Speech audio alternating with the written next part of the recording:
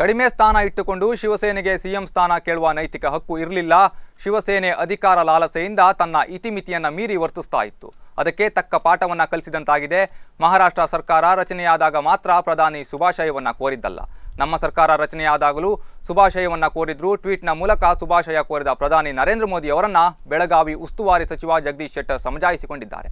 ಅಥಣಿ ಉಪಚುನಾವಣಾ ಪ್ರಚಾರದಲ್ಲಿ ಮಾತನಾಡಿದ ಅವರು, ಮಹಾರಾಷ್ಟ್ರದಲ್ಲಿ ಎನ್ಸಿಪಿ ಮತ್ತು ಬಿಜೆಪಿ ಸಹಯೋಗದಲ್ಲಿ ಸರ್ಕಾರವನ್ನು ರಚನೆ ಮಾಡಿದ್ದಾರೆ. ಆದರೆ ಶಿವಸೇನೆ ಮತ್ತು ಕಾಂಗ್ರೆಸ್ ಸೇರಿಕೊಂಡು ಅಲ್ಲಿ ಜನರ ವಿರುದ್ಧವಾದ ಸರ್ಕಾರವನ್ನು ರಚನೆ ಮಾಡಲು ಹೊರಟಿದ್ರು. ಆದರೆ ಎನ್ಸಿಪಿ ಬೆಂಬಲದಿಂದ ಅಂತಹುದೇ ಸಮ್ಮಿಶ್ರ ಸರ್ಕಾರ ರಚನೆಯಾಗಿದೆ ಎಂದಿದ್ದಾರೆ. ಸಾವರ್ಕರ್ ಬಗ್ಗೆ ಕಾಂಗ್ರೆಸ್ ಅಪಸ್ವರವನ್ನು ಎತ್ತಿತ್ತು. ಅಂತವರ ಜೊತೆ ಸೇರಿಕೊಂಡು ಶಿವಸೇನೆ ಸರ್ಕಾರವನ್ನು ರಚನೆ ಮಾಡಲು ಹೊರಟಿತ್ತು.